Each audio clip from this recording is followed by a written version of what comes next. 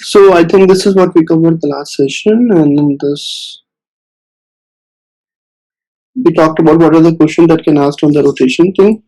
Did I give you a rotation seat also to solve? No, I haven't given you the rotation seat. And a few of the folks didn't solve the last seat completely. So are you guys done with the seat one of the arrays? Yes, sir. Okay. So what I do is that I'll try to move further, as we decided in the last session that we'll try to move further few more concepts around the arrays, and in the end, last half an hour, we'll try to take up the questions, any doubt that you have, or any questions related to the seat or anything like that. Okay, so we'll move on to the next topic. So far in the arrays, we have covered what is array. We talked about array sorting. We talked about the binary search, and in the binary search, I think we did iterative approach and asked you guys to do the recursive one.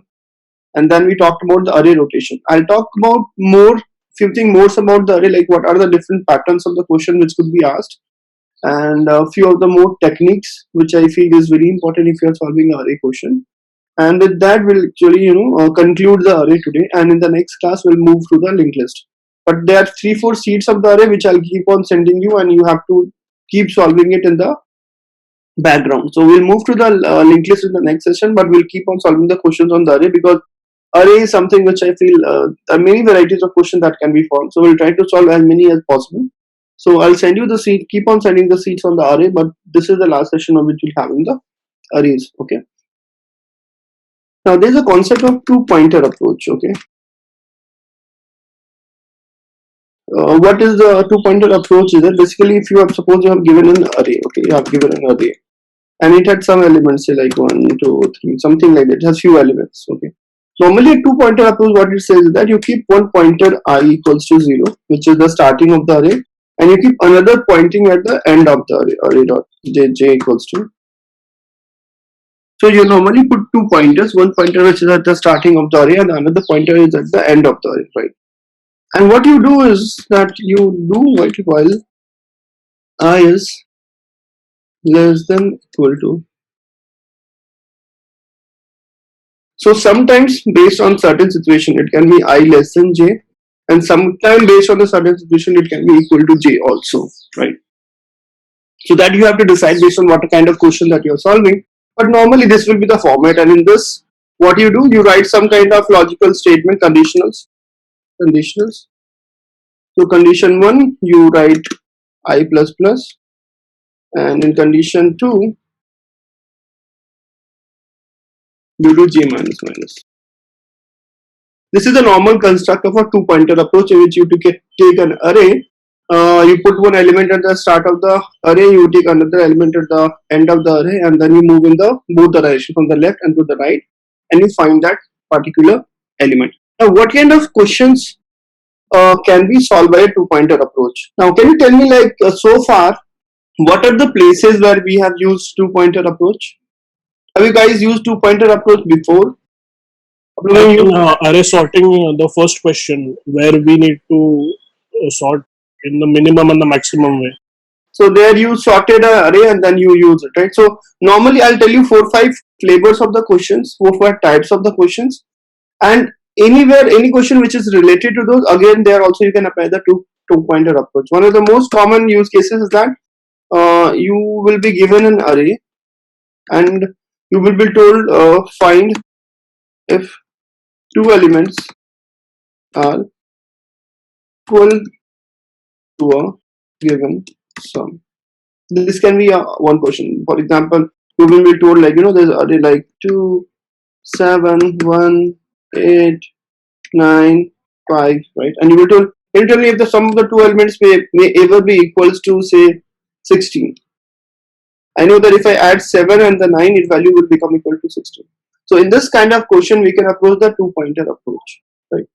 Can you tell me how do we solve this? Find the two elements which are equal to a given sum. You have been given an array and you have to tell me whether there are two elements are existing in the array whose sum is equal to 16. How can we solve this? Keep the first pointer at the starting position, second pointer from second index to the last one. So you're saying we'll take two loops. You're saying this. So you are saying that I'll take one loop like for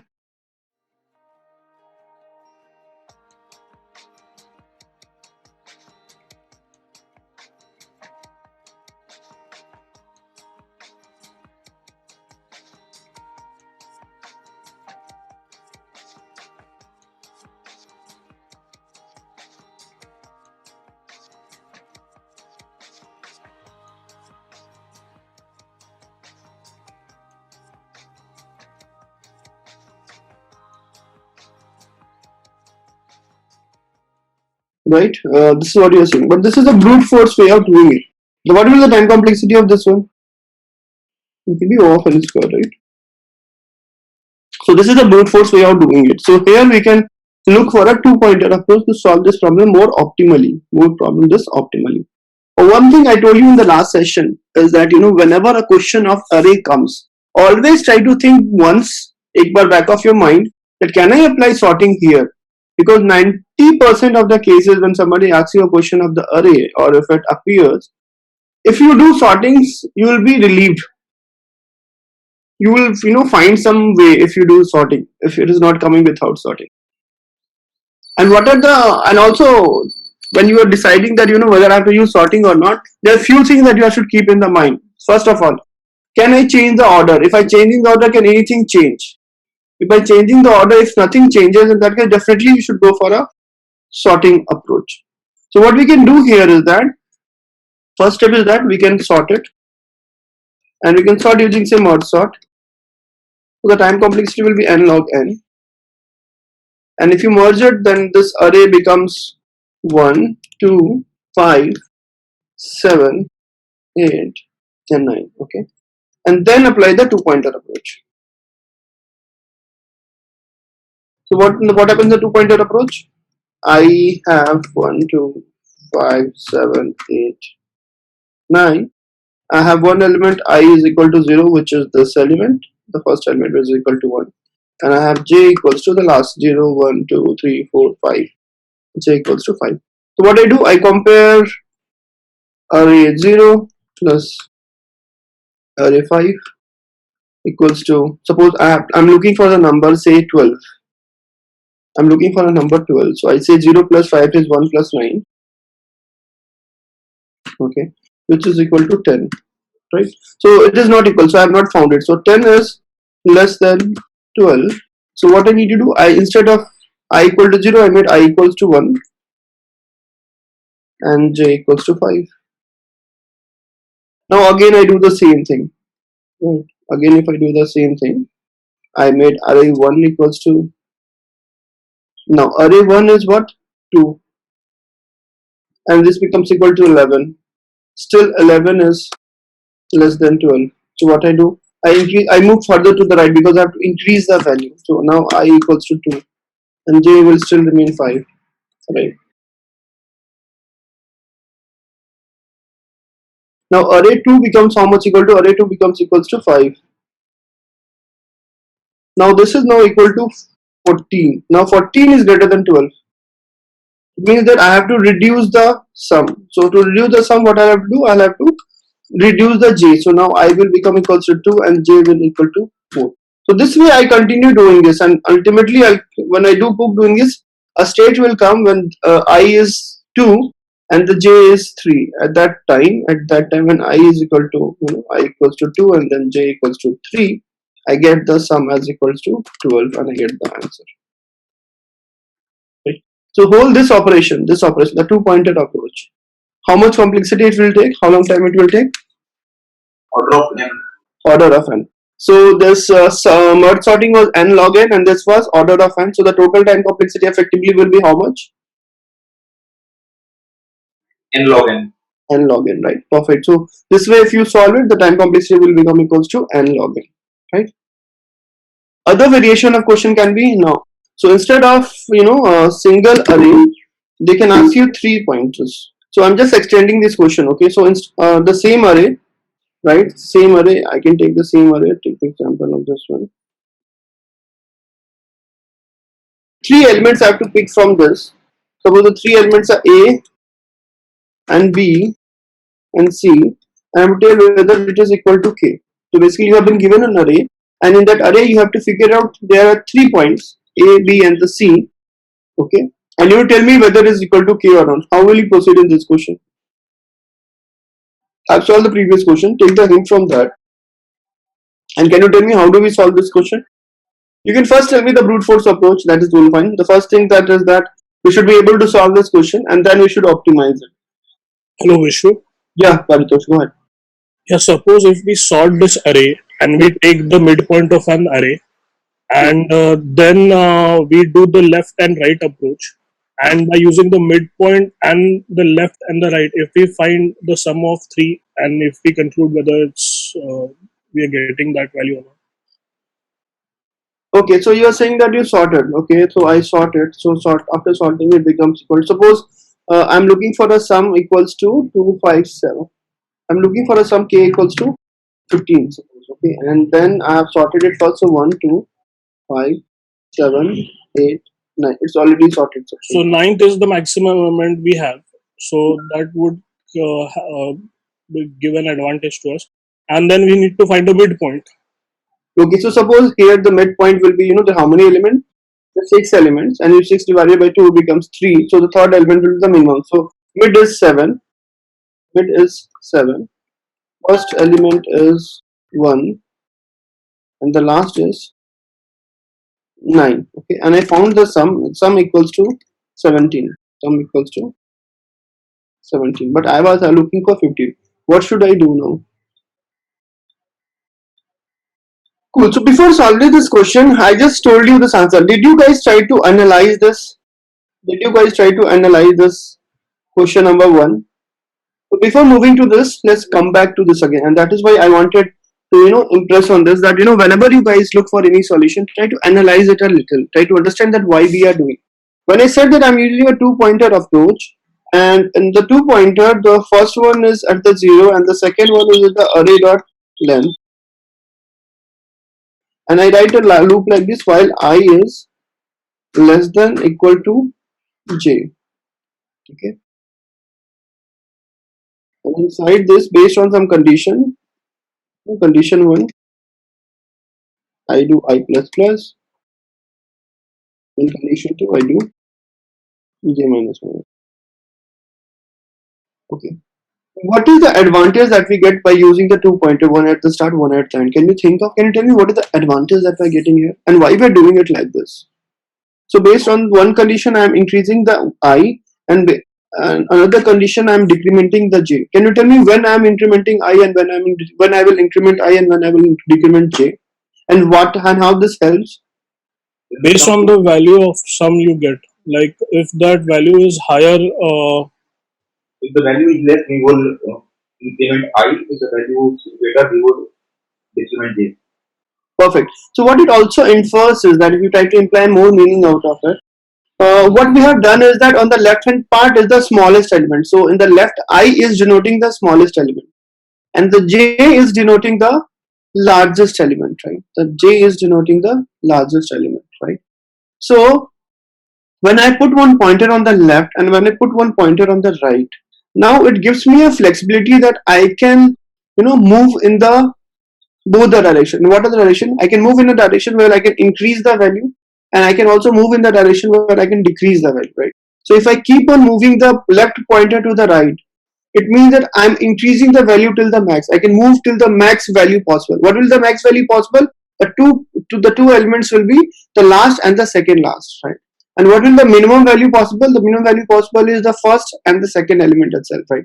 So when I keep a two pointer, one at the starting and one at the end, this gives me a flexibility that I can also move in the direction of the smallest possible sum, and I can also move in the direction of the largest possible sum. So what I mean to say is, so if I have this array, okay, and I have this element 1, I have this element 2, and I have this element n minus 1, and I have this element n minus n, right?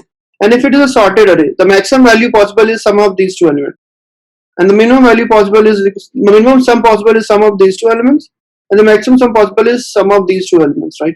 So the combination of all the possible sums will be lying somewhere between the sum of this, right? All the combination of sum will be somewhere lying between 1 plus 2 till 2n, right? This is the, in this particular scenario, this is the possible variation of sum possible, right?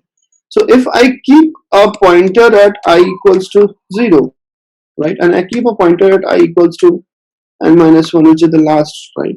So I have a flexibility to moving both in both the direction. If I have a pointer first and the last one, if I move right pointer to the extreme left, I will get the smallest possible sum possible. And I move the left pointer to the extreme right, I'll get the maximum possible sum. So with this, putting the two pointers at the two end, I can get all the combination of sum possible. And that is why I say that then I have to figure it out if the sum exists or not. If I do like this, I can definitely in all the cases will be able to figure it out whether that sum is possible or not, right? So this is why we use two pointer approach. Now here instead of the two, I have three. So before optimizing it, first of all, try thinking how will you solve brute force way. Can you tell me how can we solve this question brute force way? Sir, we simply use three loops here. We simply use three loops here. Very nice. So what we can do is for loop for I, okay, and I will start from 0 till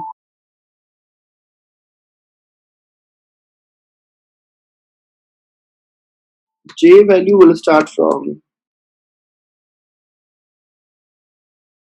and then another for inside that, and for that the k will start from,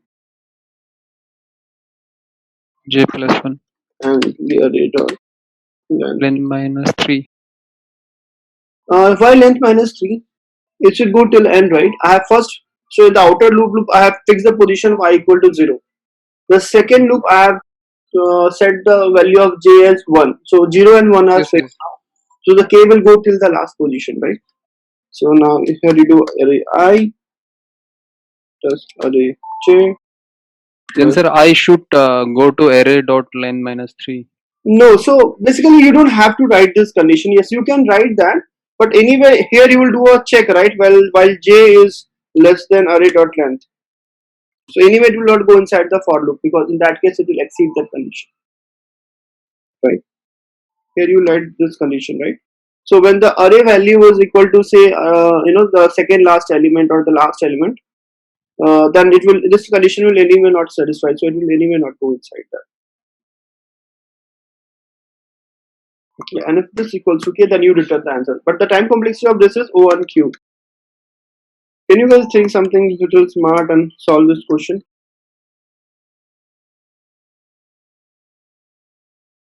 Any thoughts? Any thought? How do we solve it? Just try to think. I'm giving you guys a hint. Just try to think how we do in a two-pointer approach, and just try to think how we solve this using a brute force. This question using a brute force where we have used the three loops. Can we try to combine these two and try to make the best out, and try to bring up a solution which has the best thing of both the solutions? I'll give you one more pattern. So in the previous question, if you do it a brute force, it was like two for loop, right? But if you went for a two-pointer approach, you were able to do it you did a sorting and then you were able to do it in a single loop itself, right? Similarly, here brute force is taking three loops, right? So can you think of on a similar lines that if I use a sorting and a two-pointer approach here, can I bring down the complexity? So let me do one thing. Let me ping this file and I'll give you the edit permission. Why don't you guys try your hands yourself once?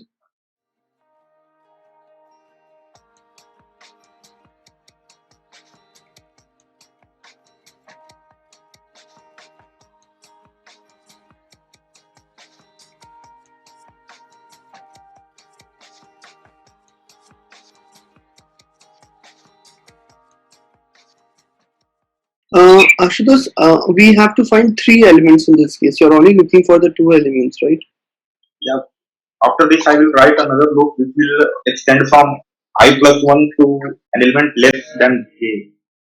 Okay.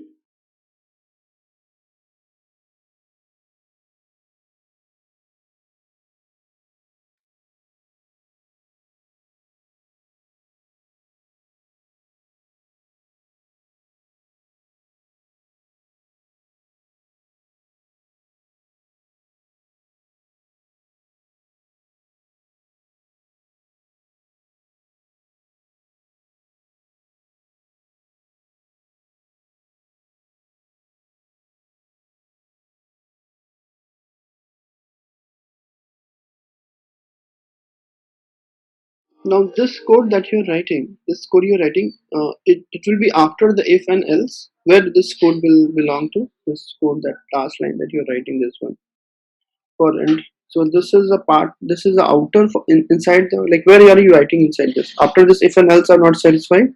I will sum the values of indexes at the I and j and pass That is fine. So initially you have written this loop. In this you find the sum equals to 0. Inside this, if this if condition is true, what will you do in that case? If array I plus array that length minus 1 minus I, The third loop would be inside both the if and the else condition. the third loop will be so both inside the if and else condition. So whether it's if or else, it doesn't matter.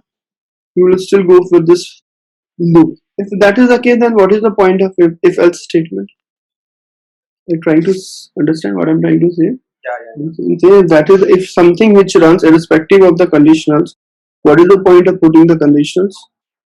So I think you are moving almost in the right direction. Can you think in a little upside down? I think you should be able to solve it. I think you're almost there.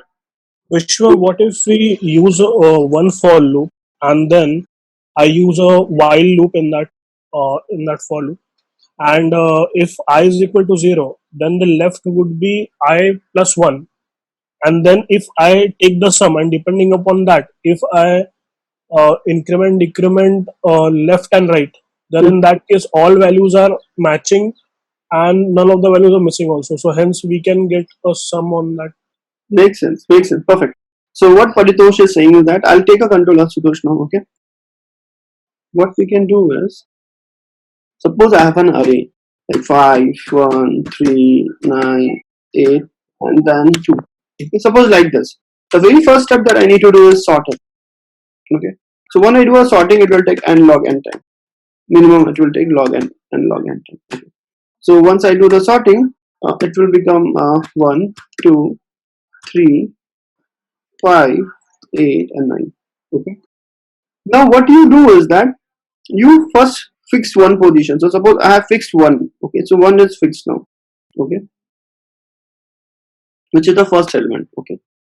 And now suppose I'm looking for a sum, say 14 is the sum that I'm looking for. That I'm looking for a sum equals to 14. If the three elements together sum is equal to 14 or not. Okay. So now I have fixed one position, that is 1. This is 1, and then I'm left with this smaller array. Okay. When I fixed 1, then I'm left with this array 2, 3, 5, 8, 9. Okay. And now basically I have already fixed 1. So now in this array I'm looking for a sum equals to how much? Sum equals to 13. Right. So since I've already fixed 1, and if I get sum 13 in this array, then I can figure it out, the sum is total 14. Do you guys agree? Is it clear? If I fix one element 1 and excluding 1, if I can get 13 in this remaining array, I can get a sum of 14 total. Can I say this? Yeah. And now this problem, so basically it consists of this 1 plus this. So basically this problem is what? This problem is the previous problem that we have solved, right? A two-pointer approach problem. So what we have done is that we have tried to break this problem into our previous problem. So what we do, we fix just one element, and now we are only left with the two element, and we have to only look for the sum equals to 13. So now this is a two-pointer problem that we solved in the previous two-pointer problem, right? So this is how we do it, logically. Now let me quickly write the pseudo code for this. So what we can do is that we can simply first sort it, right, using a merge sort. So it gets sorted. Now I write a single loop for int I equals to 0. I is less than array dot length, and that will be equals to array dot length minus say 3 I plus plus. Okay. And here what I do, and left I do as I plus 1. Okay. And int j equals to array dot length minus 1. Okay. And then I write a while loop here, while I is less than j. Okay. Well, I less than j, because now here I cannot equal to I less than equal to j, because I and j has to be two different numbers, right? Because I'm looking for the three different numbers. So I put I while I is less than j, and then what I do, if array I plus array j plus array k is equal to the given sum. If it is true, you just return true, that yes, it exists, right? This value can be either greater than sum So if it is greater than sum, in that case, what I need to do is that I need to reduce this value of the sum, right? So that it should become equal to sum. So in that case, I do q minus minus, q minus minus, else j plus plus. Make sense? So now what is the time complexity of this problem?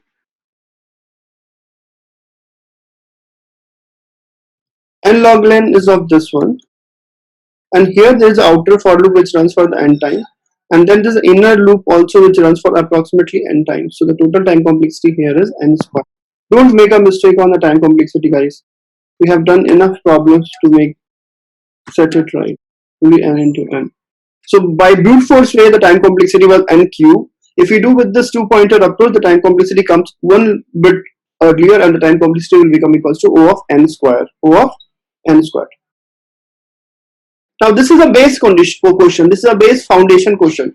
Now with this, many flavors of question can be asked, and I'll tell you few of the flavors, and you will have to keep an eye that whether the question that I'm solving is related to this or not. There are many questions on the sheet also around that.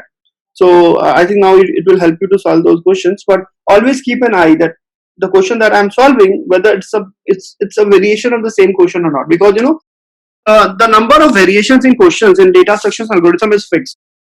Nobody can ask you any new thing because the number of variations are always fixed. It's always that the same question you can ask in the different way. So for example, if I have to ask the same question in a different way, I could have asked like I have a three arrays: array 1, array 2, array 3.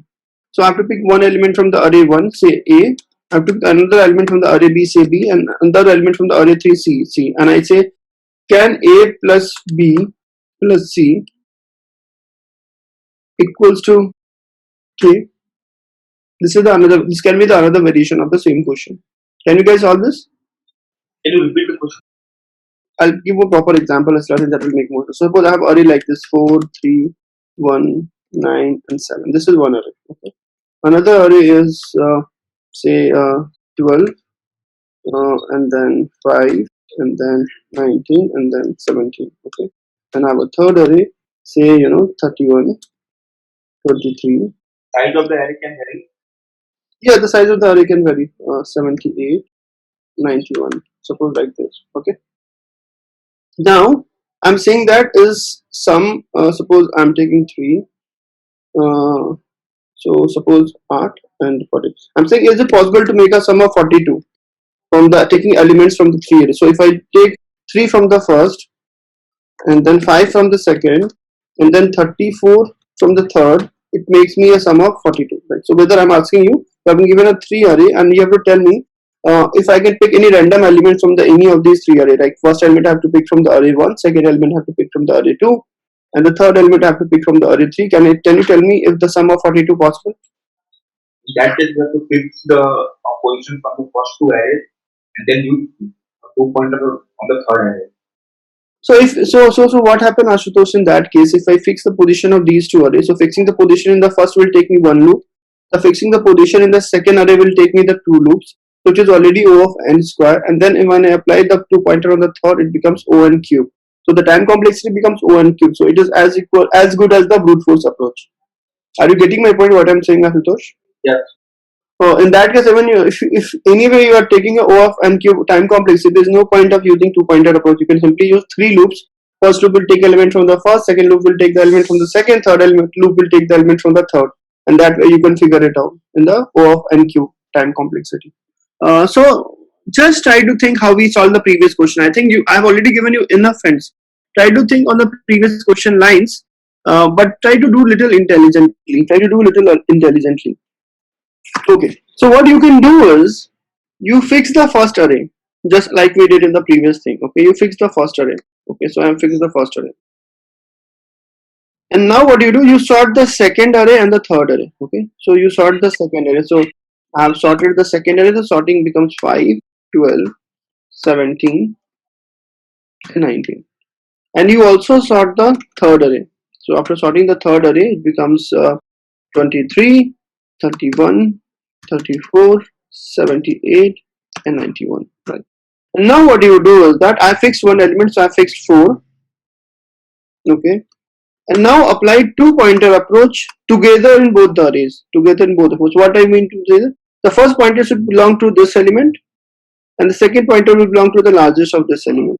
Okay, and when you do that, you move in this direction and you move in this direction. So you do for first try 4 plus 5 plus 91, right?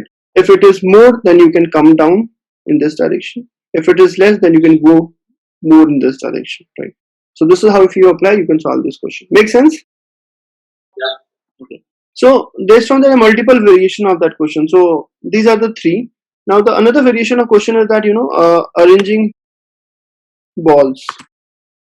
Okay. So this type of question, you can feel that, there are few balls which are of the red color in an array, and the few balls which are of the green color in the array, right? Like this, G, G, R, R, G, R, something like this. Okay. And you have been asked that, can you rearrange the array so that all the red comes to the left and all the G goes to the right?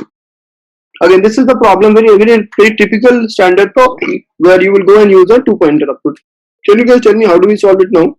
Or in other words, the other variation can be there is array with a 0 and the 1, 0, 1, 1, 1, 0, 0, 1, something like this. And you have to convert that into array which is like 0, 0, 0, 1, 1, 1, like this. How do we arrange this, guys? Arranging balls or arranging numbers. I can solve it using merge sort. Now, if you do a merge sort is like a Brahmastra. Okay, if you apply the merge sort, it will definitely sort it. But the merge sorting will be an overkill here because the merge sort will take m log n time, right? When you can solve it in a simpler, smaller time complexity, why to go for n log n? But I think we can solve this problem using the two pointer approach much better in just O of n time. Can you guys tell me how do we use the two pointer approach here? Ashutosh, I'm not able to hear you. Can you just quickly write it, whatever that you wanted to say? Can you quickly write the code here? Meanwhile, one very simple approach that I see in this question is that you count the values of 0 and you count the number of 1. That you can do on a single loop, and then you can put the 0 and then you can put 1. This is a very simple approach, which I normally don't prefer, but this is applicable in this particular question. That way you can do it in a linear time. You count the number of zeros, you count the number of ones, and then you put all the zeros and then you put all the ones. Or else we can do swapping. Uh, yes, we can do swappings. If array I is less than array j.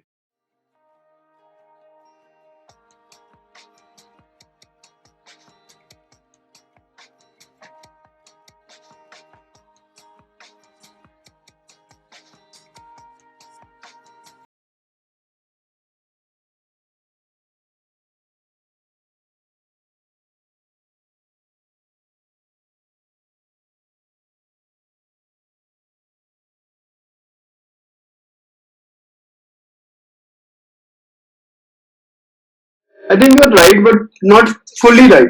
You're thinking in the right direction, but not fully right. Can you correct where Ashutosh is going wrong? Cool. So again, in this question, what we can do is that I think you're almost right, Ashutosh.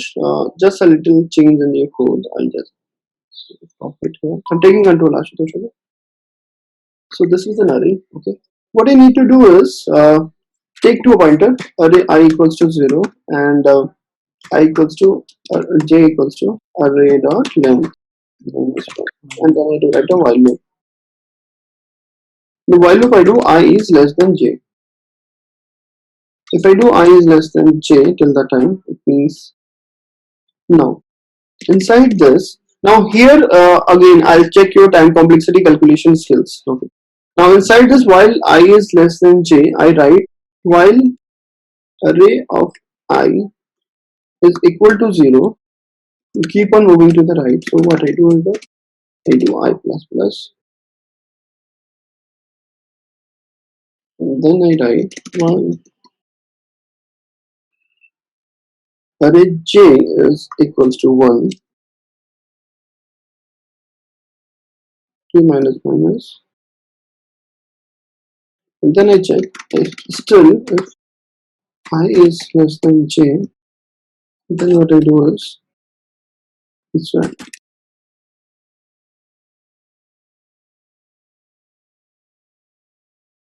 Okay. So this is the code. This is a very simple code that I am writing to. So what it says is that I am going till the from the this point till the starting point I equal to 0 to the j equals to last element of this array.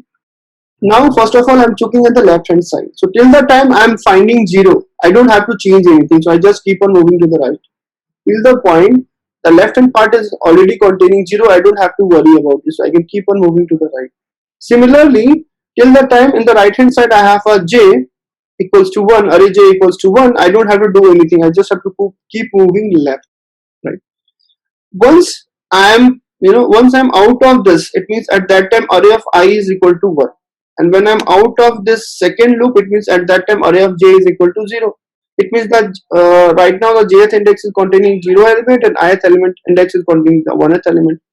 Now this is not right, and so this has to be swapped. So if I is less than j, then I just go and swap it. And again, this while loop continues till the time the value of I is less than j. Tell me, is this clear? Any doubt in this code? Will this work? What if you have three types of elements?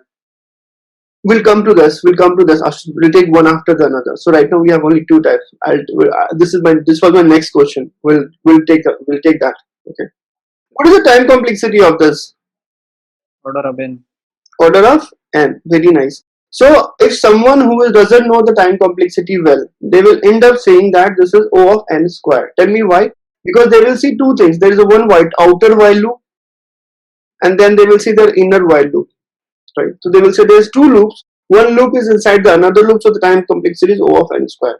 But even though here there are two loops, right? But each of the element we are visiting only once, right? Each of the element we are visiting only once. So the number of operations that we are doing is equal to the input size itself. So that is why even though you are seeing two nested loops, one inside the another, it doesn't mean the time complexity is O of n squared. The time complexity will still be linear itself, so it will be O of n. Is it clear to you guys? Everyone, tell me. Yes, sir.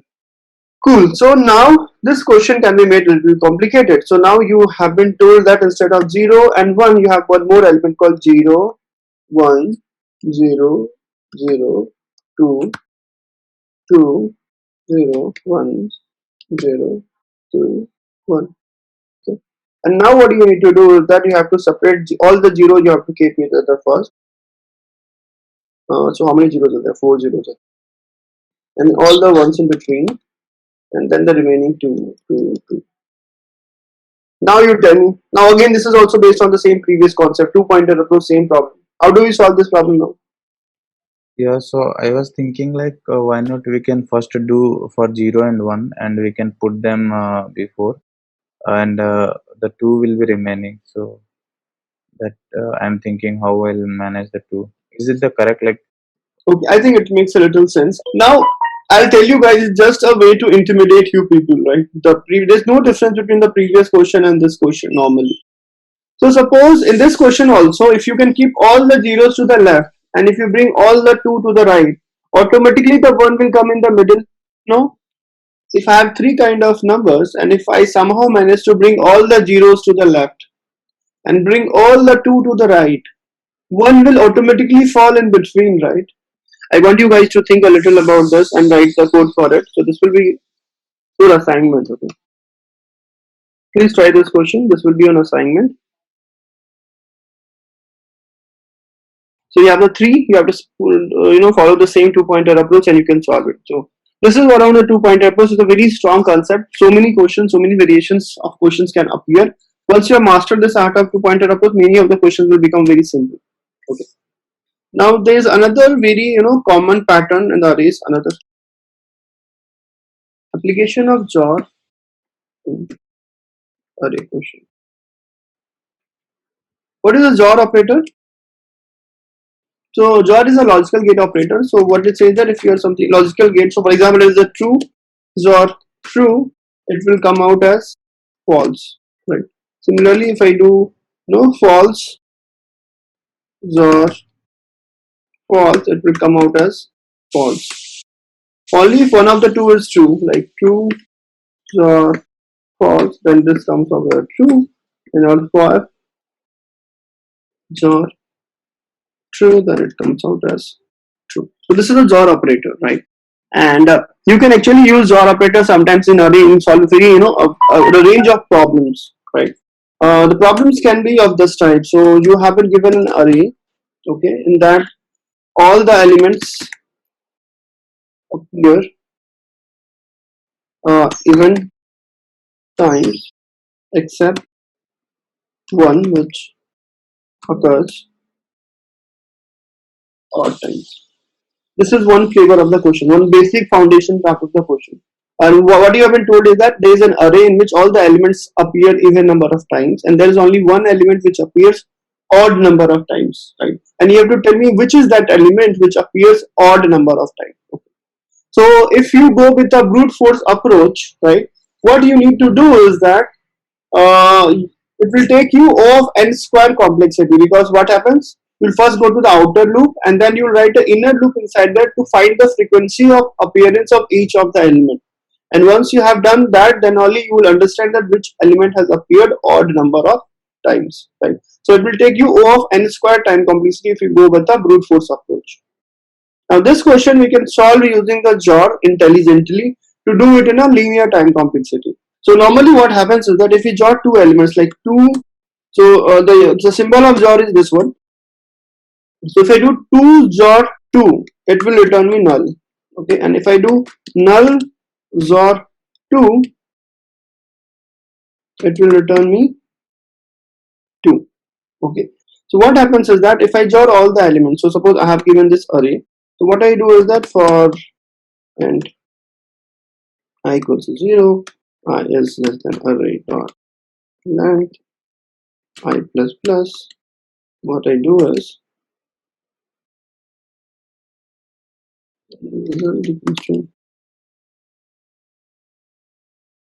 once you do this, right, all the element which would have appeared even number of time, their XOR will be equal to null. Their XOR will come out as null, and the element which has appeared like odd number of times, when they do a XOR of that, the result of that will be a single occurrence of that particular element, right? So when we XOR all the elements, the only thing that will be left, the final result will be the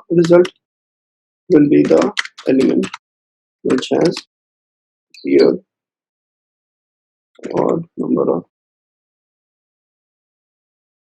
result will be the element which has appeared odd number of times. Make sense? So this you can solve it O of n. Now another variation of this can be, you have been told that there is an array.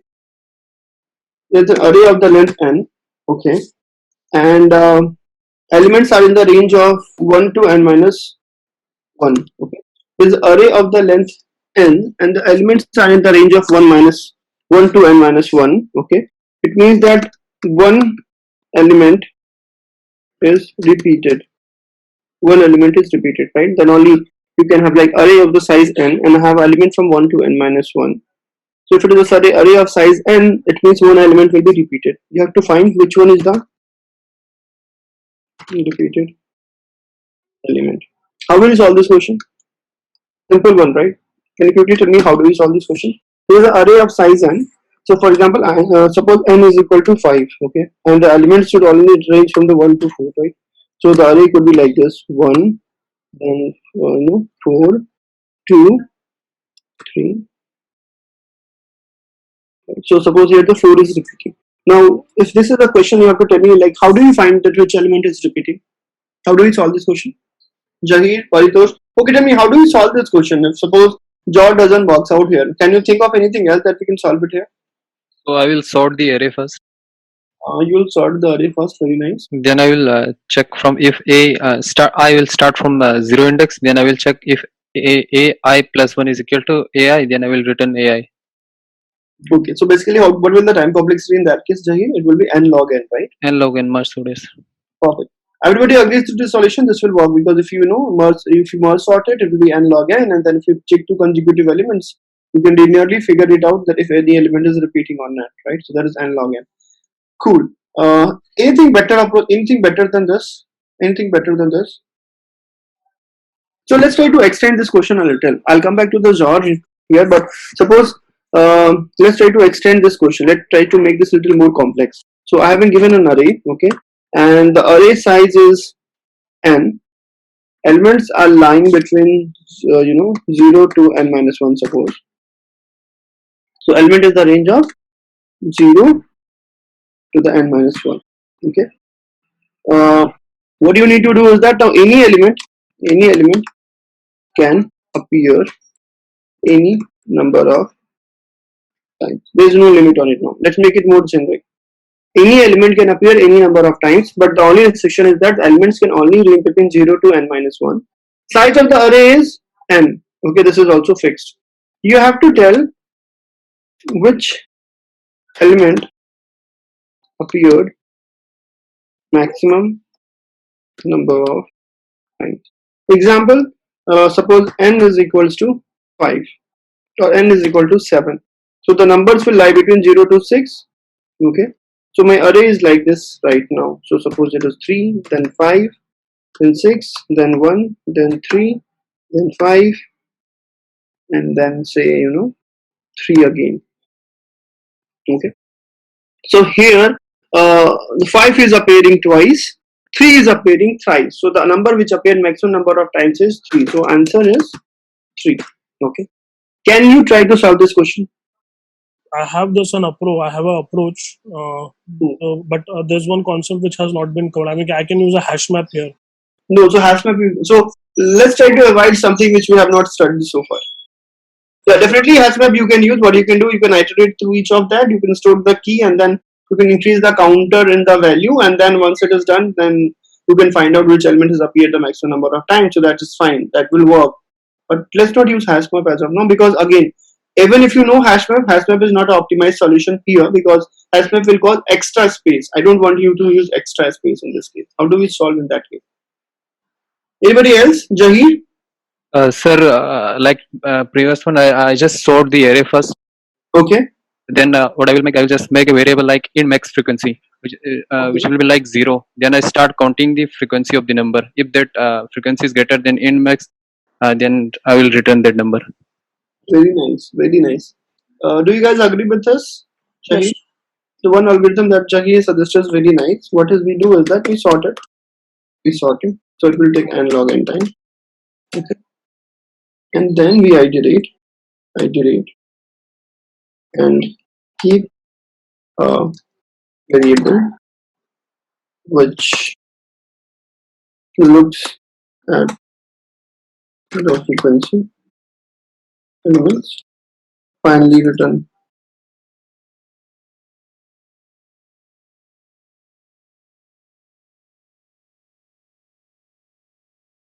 Cool. So what is the time complexity of this algorithm, which right now Jahir has explained? What can be the time complexity of this? N log n. Cool. So now it is fine. I'm okay, but I want you to improve it further. Can we further improve this algorithm? I want to do this and say, oh, and without. So now I'm going to tell you a concept which is a very strong concept, right? And this will help you to solve many problems very simply, So please note this concept somewhere. It's a little confusing, but if you understand it clearly, it is a very strong concept. This will help you in a situation when you have to store the two kind of information in the same array. Okay? When you have to store two kind of information in the same array, with this you can do it. You don't have to use a two-dimensional array. In a single-dimensional array, you can store the two kind of concepts. So what I do is, so I have been told that the n is equal to 7 here, and the elements are lying in the range of 0 to 6. I have to tell like which element appeared maximum number of times. Now suppose the question becomes more generic, in which not only that, but I have to tell what is the frequency of each of the element. Right? So if the question becomes like this, that what is the frequency of each of the element, in that case normally if you feel like I'll have to have another data structure to store the frequency of each of the elements, right? Otherwise it is not possible, right? If I have to tell what is the frequency of each of the elements, the frequency of 3 is 3, frequency of 1 is 1, frequency of 5 is 2, frequency of 6 is 1, frequency of 2 is 0, frequency of 4 is 0, right? So if I have to tell the frequency of each of the element, I definitely need some another data structure to store that information, some key value kind of data structure. So normally, naturally comes like map is the most fit in data structure for that. Make sense? Can you think of anything that I can tell the frequency of all the element without using any other data structure? Can you think of a way? If you have to tell that what is the frequency of each of the element to depict that, to store that information, can you think of a way in which you can do it without any using any space? Cool. So let's go and see how do we do it. So what we do is that first of all, you go to each of the element. Okay, you go to each of the element. So I went to the first element 3. I went to the first one, which is 3. So once I go to the first element, I go to the 3 index, third index. Okay, and there add 7. So what happens? This will convert this array into this array. So 0, 1, 2, 3, and I make it 1 plus. Okay, what I do 3. Okay, and basically when I go to the first element, let's try to do a modulus of 7 first. So if I do a modulus of 7, it will come out as 3 itself. So I went to the third index, and then when I went to the third index, I add 7 to it. So the array became equal to this. Okay, now I came to the fifth. Now again 5, I do a second element, I do a modulus of 7. Okay, so I go to the fifth index, and there add 7. So fifth index is what? 0, 1, 2, 3, 4, 5. So I get 5 plus 7. So I just copy this.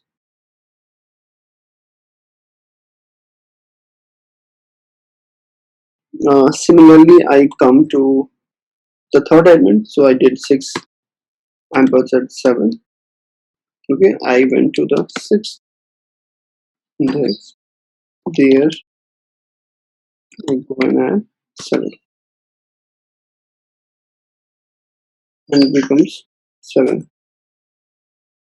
So far so good, guys. Is it clear so far? We'll see that what it will turn out, but so far logic looks fine. Whatever that we have written, how we are adding the elements to the array. Is it okay? Is it clear, guys? Yes. Yeah. Perfect. So now that I'm getting is 8, right? Because the next element, the fourth element is 8, so it becomes 8 modulus 7, and this will come as 1. So I come as the 1th index. So there add 7. So what happens is that in this array, we copy this, and I made it plus 7. Right. Similarly, the next element that I have is 3. So 3 modulus 7, and then again it is 3 itself. So this is basically third index. So again I went to the third. So this was my previous setting. So the third is 0, 1, 2, 3. So it becomes 7 plus 7. Okay. And then the next one is 5 plus 7, which is 12 divided by ampersand 7, which is equal to fifth index. There add 7. So if I add the fifth index, the fifth index is 5 plus 7 only, so I add a 7 to this now. Okay, and the last one is 10. 10 ampersand 7 and is equal to third index. So this now comes out. So third index is this, so I add plus 7 here again. Okay, so this is what the final array comes out to be. Okay, so my resultant array is now this one. Okay. Now this array holds two kind of information. With this, I can also tell you that how many times each of the element has occurred. Like this array will start showing the frequency of each of the element, and the same array can also show you that what was the initial condition of the day. How do we do it? How do we do it? So if we divide each element by 7, if you divide each of the element of this array by 7 now, okay, So what it will do, so the 3 when divided by 7 it will become 0. The 5 plus 7 when divided by 7 it becomes 1. 1 plus 6 when divided by 7 becomes equals to 0. 1 plus 7 plus 7 when divided 1 plus 7 plus 7 plus 7 which is equal to 22. And 22 when divided by 7 it becomes equals to 3. Okay. 3 when divided by 7 it becomes equals to 0. 5 plus 7 plus 7 it means like 19, right? 19 when divided by 7 it comes out as 2, and 3 plus 7 divided by 7 is equal to 1. Okay. So what it means that now when we divide each of the element by 7, I get the frequency of each of the index. So 0 is appearing 0 times, 1 is appearing 1 time, 2 is appearing 0 times, 3 is appearing 3 times, 4 is appearing 0 times, 5 is appearing 2 times, and 6 is appearing 1 time. So this gives me the frequency of each index, right? And in the same array, if I take a ampersand, we take ampersand, we get the original array. So if I take an ampersand by the 7, what it will do? 3 ampersand 3 will do 3, 5 plus 7 ampersand will give me 5, 6 ampersand will give me 6, 1 plus 7 plus 7 plus 7 ampersand will give me the 1, 3 will give me 3, 5 plus 7 will give me 5, and 3 plus 7 will give me 3. So if we bring the array to this state, just dividing each of the element will give me the frequency, and just ampersanding each of the element will give me the original array. So we are showing two kind of information in the same array using alerts, ampersand and division mathematical operator. And with this, without any using extra space in a linear time complexity, I can tell that what is the complexity of what is the number of frequency of each of the element. Like 0 is appearing 0 times, 1 is appearing 1, 2 is appearing 2, 3 is appearing 3 times, 4 is appearing 0 times, 5 is appearing 2 times, and 6 is appearing only 1 time. So this is a very strong concept. In this, using the same array, I can hold two kind of information. I can also hold the information about the frequency. I can also hold the information about the original state of the array. Right. So each of the index value indicates how many times that index has appeared. So index 0 value 0, it means 0 has appeared 0 times in this array, right? So 0 has appeared 0 times in this array. 1 is showing 1, so 1 has appeared 1 time. So the 1 has appeared 1 time, right? Now for 2 it is appearing 0, so it means 2 has not appeared, so there is no 2 in this array. Then 3 is showing 3 times, it means 3 must be 3 times. So 3 1, 3 2, and 3. So 3 has appeared 3 times, right? Similarly, so basically the value at each of the index is indicating how many times that index has appeared, how many times that index has appeared, right? So when we do this approach in the same array, we are able to store two kind of information. One, so this basically this array has two information. If you divide, you get another information. If you do ampersand, you get another information. Dividing will give you the frequency, and doing ampersand, doing a modulus will give you the original state of the array, what the array was initially. What's the name of this approach? There is no name as such, man. This, but I really find this very helpful. Mostly in the competitive coding, means you actually are striving for a space, and you don't have enough space in that case, and you want to solve it fast. Using these two operators really helps. So you should know how to use intelligently this modulus operator. It's a very strong operator. In multiple cases, you go and use it. So we'll see in the further in the stack data structure also when we are defining the stack and the queue. We will be using this modulus data structure to optimize few things. Okay. So I'll stop it here. I think we have covered enough theory in the arrays, and the only thing now we need to do is that practice more and more problems. So I'll share more sheets with you guys, and please go through that sheet. And when you have any problem, then we can just go through those questions. Okay. So I think Shastos, you had one problem question around the time complexity. Can you quickly ask that so that we can cover that up? Can you just write it here? Can you just write it here? The example of that. Yeah, just this one. How to calculate the time complexity? See, outer loop, what I'm saying is that every time the value of I is getting half, right? So if suppose inner loop was not there, if the inner loop was not there, what would have been the time complexity in that case? If suppose I just remove this part, log of n. Everybody agrees? It will be log of n. Okay. And in this case, when the value of j is equal to 0 and j is less than I, okay. Now this depends on what is the value of I. This depends on what is the value of I. So first time, the inner loop will run for n by 2 times. Okay. The second time the inner loop will run for n by 4 times. Third time the inner loop will run for how many times it will run for n by 8 times, right? Like this. So this is the total number of operations. If we do put it inside this, the number of operations, total operations will be equals to n by 2 plus n by 4 plus n by 16, like this it will go, right? We agree? This equals to, initially it was n actually, right?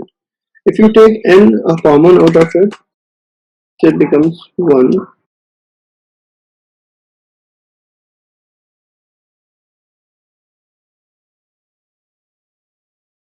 Now what is the sum of the geometric progression? So basically it is sum of the n terms is that a 1 minus r to the power n divided by 1 by 1 minus r. This was the sum of the geometric progression, right? 1 minus r. A is the first term. If you just go and apply it here, so I have to basically find a sum of this, and it goes, when you keep on decreasing this value, this comes out as an infinite geometric progression actually. It will go on decreasing like this. And the sum of the infinite geometric progression a upon 1 minus r itself, 1 upon 1 minus r. So Ashwin, what I think is that what I have done is here is that this is a GP, and this GP will actually, I've approximated it to the log n, but if you just keep on halving it up, this geometrical progression extends to, if you do it half and half and half, right? So it will actually proceed till the infinity. And sum of a geometric progression to the infinite term is a upon 1 minus r, right? This is what the sum of the infinite progression is, 1 minus r, right? So if we do that way, then it becomes equals to constant. And if you multiply with this 9, then it comes at the time complexity at the end. So I think they are considering this as an infinite geometric progression. And sum of an infinite geometric progression is always a constant, because this value, all this value will be smaller and smaller and smaller. And this will become so smaller that it becomes insignificant to the 1. I think that is the right mathematical way. So if you keep on incrementing these values, this value will become incomparable compared to the 1. Right? So if you add anything which is adding to the 1, these value will become incomparable to 1. So the only thing that will be left is the 1 here itself. So then you multiply n with the 1, you're only left with the 1. So mathematically it is right. O of n should be the answer. Yes. Make sense? So again, so these kind of question we'll have to do it mathematically. There's no intuitive way of doing it, right? So if the question is like this, you'll have to do the mathematically itself. So you have to write this kind of mathematical equation and try to find what is the sum of it. So for example, here in this, what we have done, we have tried to bring a mathematical expression and then figure out what is the value of this sum, and you have to multiply with this like this. So similarly, if it's a harmonic progression or any other progression that you see, you will have to find a mathematical expression of that, and accordingly in that you have to find the sum of them. This is what you will have to do every time. So if it is a complicated question like this, you'll have to go to the mathematical expression. You have to find the exact mathematical expression and then solve it. That is the only way that you can solve. You cannot solve it intuitively just by looking at the other question that we do normally in the DSL. Take care, guys. Then I'll send you the more sheets, more questions to solve, and the next session we'll start talking about the linked list. Okay. Meanwhile, go through all the theory that I have covered so far. What I can do is that I'm planning to take a small test on the array. So not maybe next session, maybe next. Once you have solved all the seed question, I'll try to take a small test for you guys. And in between also, I'll try to take few sessions on the interview thing. That just solving the question is not enough. You need to know that how you behave in the interview, right? So we'll talk about that. How to behave in an interview, what to do in the case if some question that comes to you and you don't know how to solve it, how to react in that case. How to communicate your thoughts. We'll talk about those things which are, I feel, is very important part if you're just thinking in the terms of applying in the any company's interview in the off-late. And take care, guys. Bye bye.